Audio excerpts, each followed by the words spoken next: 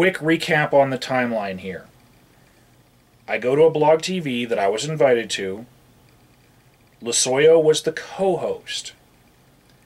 When the name The Phantom Lion was brought up in the conversation, Losoyo said that he had unsubscribed from The Phantom Lion because The Phantom Lion posted a video, a mirror of somebody else's video, called The Expletive Bible, episode 1. The original video was made by Shara, and Losoyo said something to the effect of, he had many friends in that video, and he was still friends with them, he was just offended by what they did. I equated this to hate the sin, not the sinner. And there are some Christians out there that know the secular standpoint on stances like that, because it's very hard for people to remove their identity from things that they do, especially when it's a cultural thing. So there are very great arguments against any argument that is hate the sin, not the sinner. I talked about this in an hour-long video with Prince Noob Sauce, and I was still just kind of amazed that Losoyo didn't get the connection between what he said and every other hate the sin, not the sinner argument. Then, in the comment section of that video, South Dakota Girl 30 decided to come to Losoyo's defense. She started off by saying my video was completely bullshit. She said it's not Losoyo being bigoted. I didn't even use the word bigoted yet when she brought that word into the conversation, but it wasn't Losoyo being bigoted for not liking what, the offensive things that they're doing and still liking them. It's not him having the problem. It's me having a problem with him having the problem. Right? So, she says that I'm the clueless one in her comment. She says that I'm an anti-theist. She ends her comment by calling me a piece of shit. And, see, this is strange because I've actually heard good things about her, both from Losoyo and Fruity K especially. So, I was kind of like, wow, that doesn't really match what everyone's saying about her. And I really didn't feel like checking her out, the day that I read it. But it's a new day, and I figured I'll do her one better than what she did to me, which was, I guess, just taking that one little video of mine and summing up my whole character. I decided I'll just start watching South Dakota Girl 30's videos, and I'll comment and ask her questions and try to get her know her. I will try to get to know this girl because many of my friends say that she's a good person.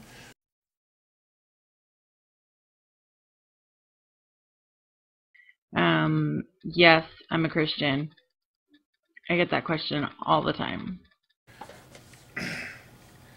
Actually, my first question watching your video was, is that your real hair color? Because if it's not, it looks good on you. Awesome job. I stand for everything Jesus stood for. That about sums it up. So, any questions that you may have?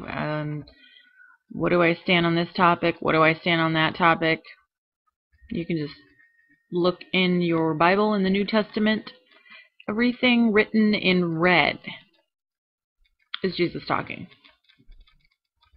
That's the easiest thing to do, just to look at that. Then you can pretty much ascertain where I'm coming from. I see you have an affinity for the red letters of the Bible, the things that Jesus said. My friend Aldous, he also has an affinity for those. He likes to make sure that there's some red letters on every page of the Bible that he smokes. So, when you say that you like things from the New Testament, do you realize that Jesus actually said that all the laws in the Old Testament are still in effect? I know there's a lot of red letter Christians that want to get away from all the absurdity of the Old Testament by saying just go by what Jesus said. But Jesus actually said that the old stuff was actually still in effect. In fact, I really like when he's defending himself from not washing his hands before he ate. To the Pharisees, when he's defending himself, he says, "He that curseth father or mother, let them die the death." That was Matthew 15, 4 through 7. That it was just awesome that he was quoting the Old Testament, and yeah, I wonder if he was being sarcastic, like, hey, you're not, killing your kids, so why are you saying I should wash my hands? You're not following all the old laws. You should follow them all, if you're going to follow any, And maybe he was trying to get them just to leave him alone and not bug him about hand washing. But I don't know, because, the fact that I have the question now, like, was he serious? That to me just adds to the whole thing in Matthew 13, 10 through 15, where he said that he was talking in parables intentionally so that people would not understand him, lest they should understand and should be converted, and he should have to heal them. Also in Mark 4, 11 and 12, he also says that he confuses people intentionally so that they will go to hell. Do you believe in those red letters? I wonder. Do you like the part in Luke, chapter 12, verse 47, where Jesus okays the beating of slaves?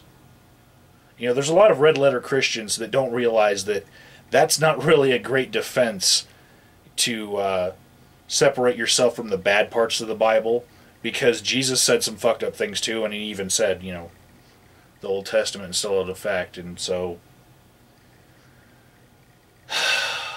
yeah, he advocates murder and death, child abuse, the murder part, let's say Matthew 11, chapter 20, an entire city is going to be condemned to eternal torment because they didn't care for his preaching.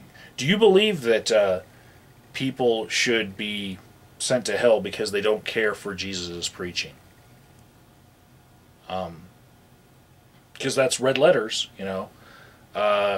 Do you believe that, like in Matthew 19:29, Jesus, when he said to people that they should leave their wife and children and come follow him, do you think that we should leave our families and go follow Jesus? Because to me that sounds like neglect, and it's a form of child abuse. Yeah. So, you're a red letter Christian. I just want to know, again, I've heard you say it once in a video, but I'd like to ask again, do you really think that it's a good idea to follow every red letter passage in the Bible without, say, taking each passage and using your own critical thinking skills to weigh the merits of it, Because Jesus said some fucked up shit too. I'm here to tell you. I read the Bible. So, yeah.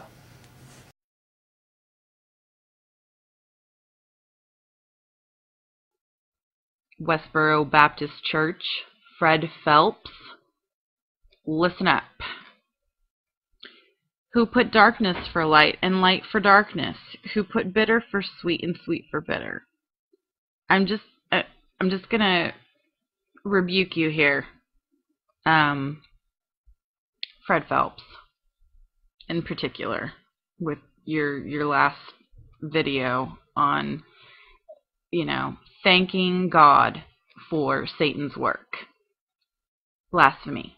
Blasphemy, blasphemy. Shame on you. I rebuke you in Jesus Christ's name. Okay. I agree with you that Fred Phelps says some fucked up things, and the Westboro Baptist Church has a horrible message. But, in looking at your video, I have to wonder, do you think that there's some kind of magical power that happens when you rebuke someone? Like, seriously, you look like you're praying really hard, like you could focus this prayer energy and like this rebuking energy will go across the air all the way to the Westboro Baptist Church, and your power of prayer will get him to realize the error of his ways. It really seems like you are, trying to tap into something like that. Like you believe that you have the authority from God to pray him into agreeing with you. Do you not think that Fred Phelps right now is saying prayers every day that have the word rebuke in them?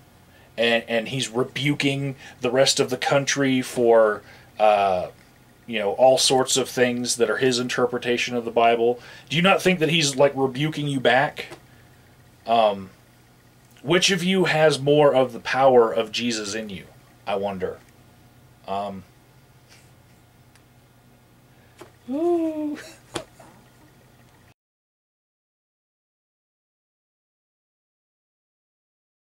I'm not mocking the Bible in any way, mind you. Just something I found funny, and I hope you do too. And I've heard it before, but I just thought it very apt and appropriate for some people I've been dealing with lately.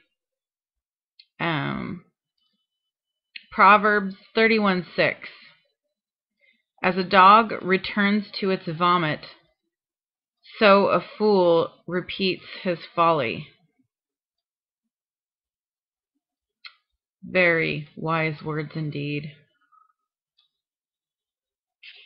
Take care, everybody.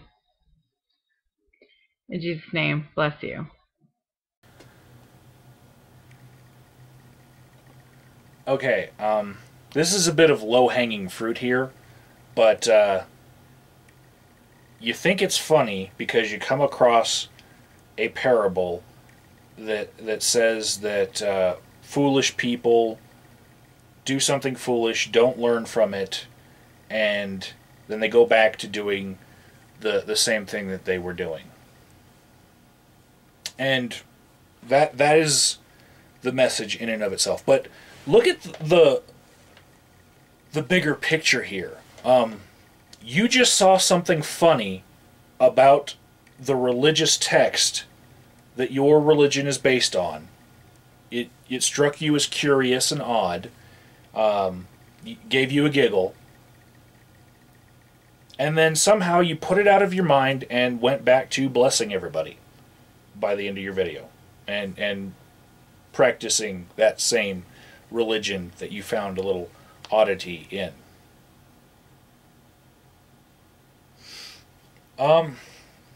Yeah. Wow.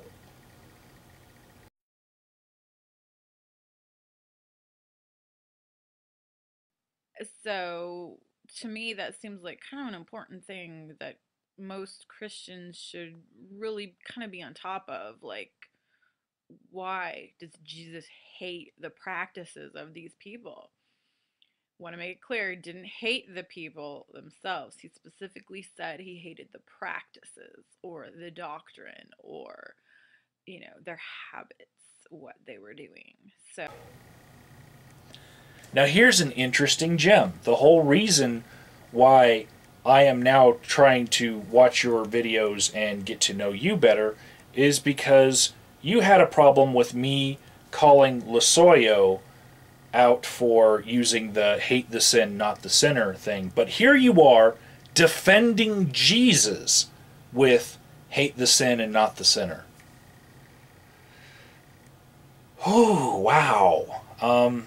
Well, at least if we're going to have this discussion further, I don't even have to bring Losoyo into it anymore. We can just talk about the time that you did it. Wonderful. I just see a person who is no different than me or my neighbor, and I would help them in a heartbeat. They're just as much, I care about them just as much as I care about anyone else. So, see, here I go again. This is how I was all day yesterday. I was like a blabbering baby, you know. But anyway, I'm really, really happy and pleased with how it's going now, and I hope it can continue that way. And I hope Gaddafi gets his wish that he's martyred.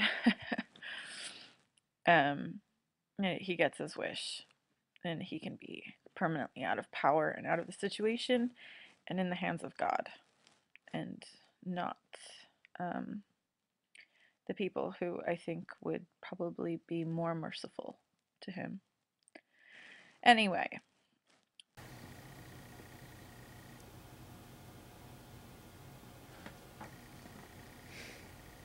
Okay, wow. I'm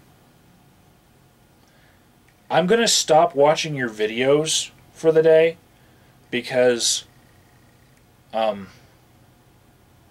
just don't want to know any more of you right now because you're really fucked up in the head if you believe what you just said there.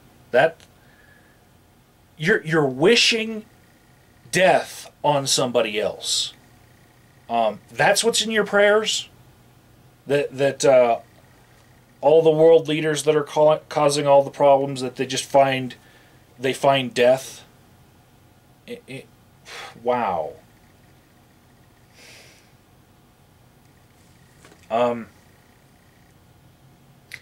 You might not realize how fucked up that is, but I'm going to give you an example of somebody else who recently did a very similar thing in wishing for the death of a world leader. And this person did come under a lot of scrutiny for it. And I really hope that you take this opportunity to, look in the fucking mirror and realize just how fucked up that is, to wish death on people. I don't care what differences you have with those people.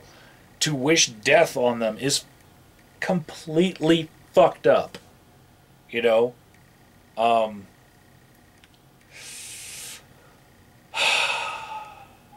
But I'm sure you can find something in the red letters to back yourself up. But